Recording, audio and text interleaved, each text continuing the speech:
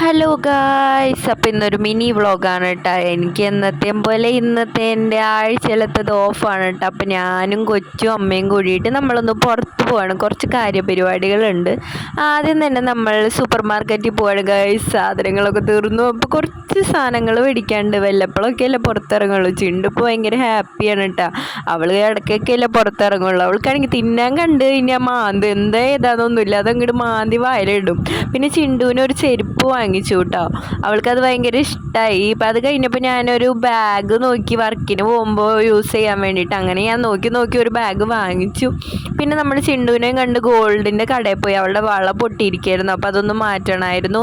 പിന്നെ പാദസരം വാങ്ങിക്കണം എന്ന് വെച്ചു. കുറേ നാളായി. അപ്പോൾ എൻ്റെ ശമ്പളം കിട്ടിയതിൻ്റെ ചിലവായിട്ട് അവൾക്കൊരു പാദസരം വാങ്ങിച്ചു.